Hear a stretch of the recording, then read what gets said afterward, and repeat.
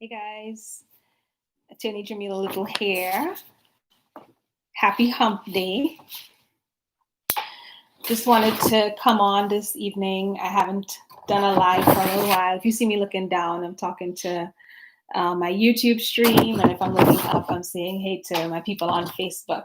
Hope everyone is doing good. We're still kind of in COVID pandemic mode. So hope all is well with you guys.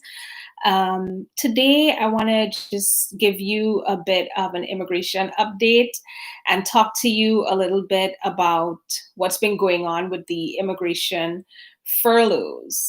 All right.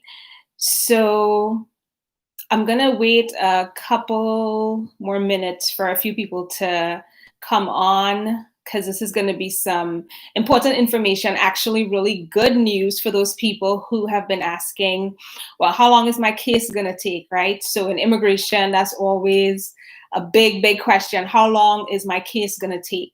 And, obviously it's something important. Everybody wants to know when their immigration benefits are going to be approved. So have some good news that I want to share with you guys today. So just by way of updates, for most of you guys, if you don't already know, USCIS is open. So that's great news. USCIS is open. My office has been getting updates for people whose cases had been put on hold. We've been seeing that the interviews are being rescheduled. People are getting called in for their naturalization ceremony. So this is all good. This is all awesome. So if you have a pending case with USCIS, just know that USCIS is open. They are sending out updates for people whose cases were put on hold. They're rescheduling. And hopefully, if you're in that situation, you will get your rescheduled date pretty soon. So thanks again for logging on and for joining me in this live today. Again, I'm Attorney Jamila Little with Little Law, and let's jump in and start talking about some immigration updates. All right. So as I said before, USCIS is open. If you have a non-detained case in court, meaning that you are in immigration proceedings, but you are not in detention, you will now be looking at September 14th. So when COVID first started, they kept pushing these dates out for non-detained cases. Now we are up to September 14th for these non-detained cases. So keep that date in mind, and they have to send you a new notice. They have to send you a new date if you do have a non-detained case. So keep September 14th as your date in mind. All right, so another big thing that happened was USCIS had announced some time ago that they would be furloughing about 70% of its staff.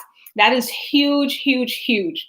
Think about what that would do for case processing, right? So 70% of USCIS staff was supposed to be furloughed. And that was supposed to happen at the end of this month.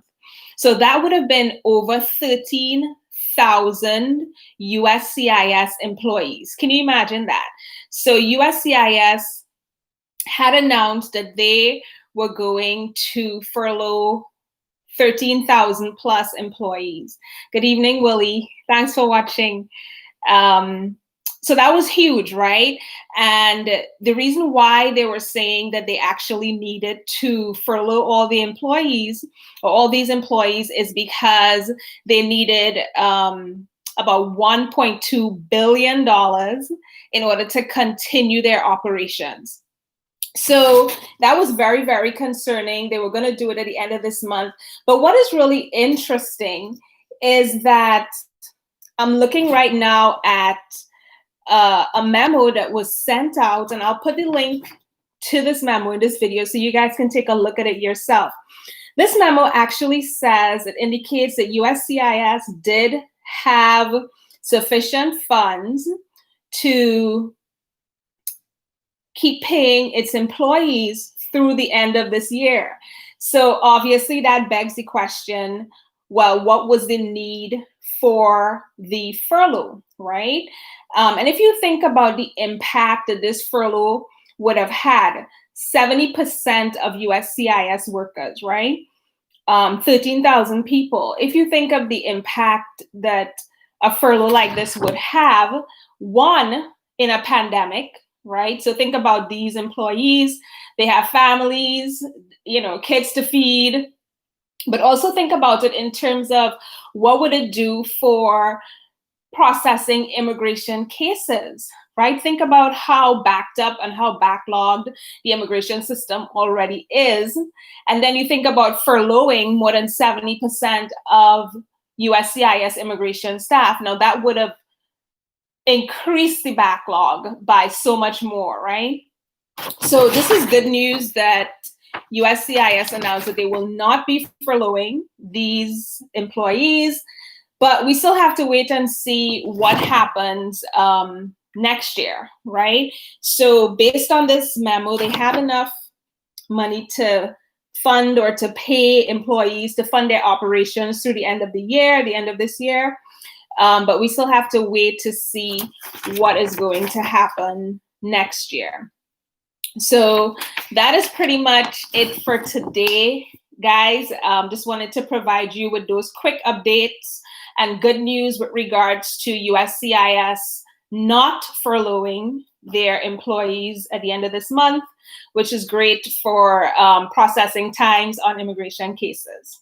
All right, so I'll be back doing some more lives a little bit more frequently for you guys and keeping you up to date on everything going on with immigration. But for those of you who did join, thank you so much for logging in. And again, I'm Attorney Jamila Little. I will see you guys next time. Take care and be safe. Bye.